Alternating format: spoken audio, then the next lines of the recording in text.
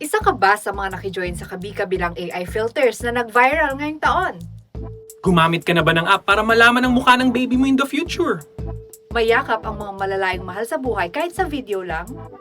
Gawing cute anime character si Mingming? O magala Disney princess?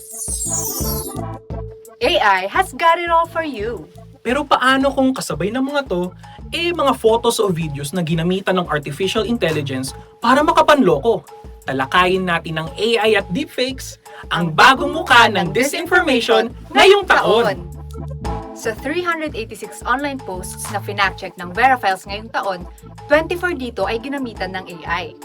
Karamihan dito, nag-e-endorso ng health products na para umano sa kung ano-anong mga sakit. Ang ilan, tungkol sa crypto scams, politika, at iba pa. Pero teka, bago muna ang lahat, ano nga bang AI? Ang AI ay field sa computer science tungkol sa pag-train ng computer systems na sumunod sa algorithms para gumawa ng tasks na usually tao lang ang gumagawa. Yung Netflix recommendations mo, AI ang nagsasuggest niyan base sa watch history mo. Yung mga produkto na nakikita mo pagbukas ng Lazada o Shopee, AI din ang nagsasuggest niyan base sa sinearch at binili mo.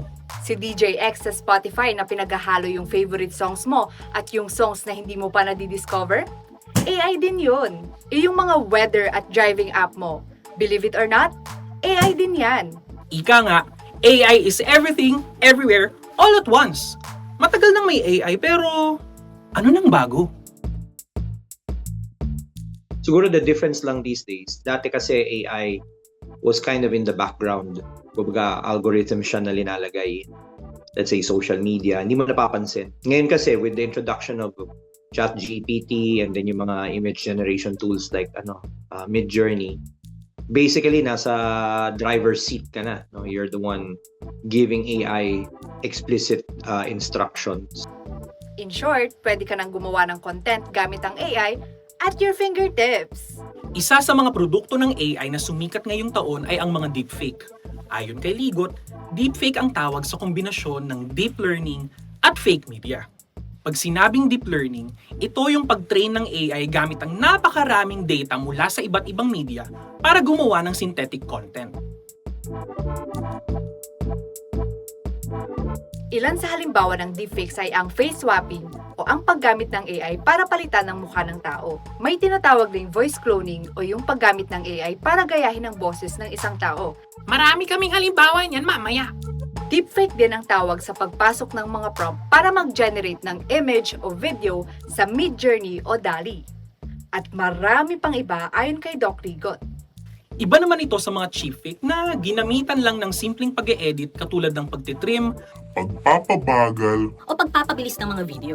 Deepfakes are really synthetic content. So video, audio, or sometimes even text that's created to mimic somebody who is doing or saying something that they never said. Cheap fakes are, a lot of times it's real content that has been slightly altered. So think of like a video that has been slowed down or sped up to make it seem like the person is either drunk or high or something. I don't know. Karamihan ng mga na-fact-check na deepfakes ng Verifiles ngayong taon ay mga voice clone. This project is not just an opportunity to improve the lives of Filipinos. Pag-usapan natin ngayon, heart palpitation. Pati na rin ang kaliwat ka ng videos umano ni Doc Willie Ong na nagpo-promote ng kung ano-anong health products.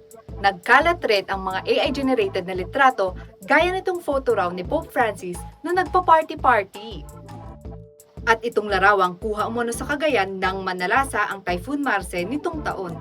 Ito naman, naggawang pagyakapin si DILG Secretary Benhur Abalos, dismissed Bamban Mayor Alice Guo, at PNP Chief Romel Marbil. May isa ring pinagsama ang face swapping at image-to-video technique, gaya nitong video umano ng pag-aresto kay Pastor Apollo Kibuloy. Galing ito sa original photo tungkol sa isang shooter sa United States noong 2023. Ngayong taon, kumalat ulit ang litrato pero may mukha na ni Kibuloy. So, ano nang pwede nating gawin sa kabila ng kumakalat na deepfakes na to? Ilatisin ang mga parte ng litrato o video. Baka naman hindi na match ang paggalaw ng bibig sa mga sinasabing salita. Huling balita, nakapanayam namin ang isang sikat na doktor na nagsabi ng hubad na katotohanan sa balita. Baka naman blurry o malabo ang content para maitago ang flaws. All my life, I have suffered from type 2 diabetes. Baka hindi tama ang pagkakasabi ng ilang mga salita o kakaiba ang paraan ng pananalita ng tao sa video. Tatalakayin natin ngayon ang isang gamot na di umano nakakapagpagaling ng prostatitis. Alamin kung sino ang nagpakalat ng video at kung ano ang maaaring motibasyon ng mga to. Halimbawa na lang itong post na ipinakitang may inendorsong produkto umano si Senator Raffy Tulfo para sa sakit sa kasukasuan. Sample to ng voice cloning. Pero labas muna tayo sa actual video. Tignan natin kung sino ang nag-publish nito. Pinost ito ng Raffy in Action sa Facebook pero walang verified checkmark. Kaduda-duda naman. Hinanap namin ang actual page ng Raffy Tulfo in Action, yung may checkmark. Pero wala namang nakalagay roon na video na ine-endorso ang produkto. Pwede kang mag-reverse image search para mahanap kung saan galing ang isang litrato na baka naman inedit gamit ang AI. Maaari mong gamitin ang Google Lens sa device mo para rito. Panoorin nyo itong ginawa naming video kung paano mag-reverse image search. May mga AI detection tools din na makapagsasabi kung gaano kalaki ang posibilidad na AI-generated o manipulated ang content na nakita mo. Tulad ng Hive Moderation at ng TrueMedia.org. Ia-upload mo lang ang mga larawan, video, audio o text at sasabihin nito kung maaaring AI-generated o manipulated sila. Pero warning lang, wala pang reliable na AI detection tool sa ngayon ayon sa mga eksperto. Ito ang sabi ni Ligot. There's no parang foolproof tool na lahat nahuhuli. True Media and Hive Moderation, I think those are the two most effective ones I've seen. I think they can easily detect yung mga AI-generated photos na inanimate. Kunyari yung mga Midjourney, ganyan. Can even detect text. Pero if it's the older type of deepfake, hindi niya nahuhuli. Sabi rin ni Mahadevan, I don't trust any of the AI tools because I think the AI technology is advancing faster than tools. Like I said, tools are fallible. So it always comes down to like really basic media literacy skills, which is who is sharing the image? Can you trust them? What, motivations do they have for sharing that image? Can you track down where it came from? So like asking those questions is probably way more powerful than any AI detection tool that's out there right now.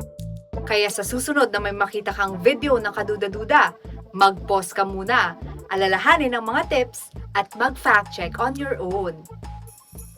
okay, so naglipana na nga ang mis and disinformation gawa ng AI. Pero anong ibig sabihin nito para sa ating lahat? May magagawa pa ba tayo?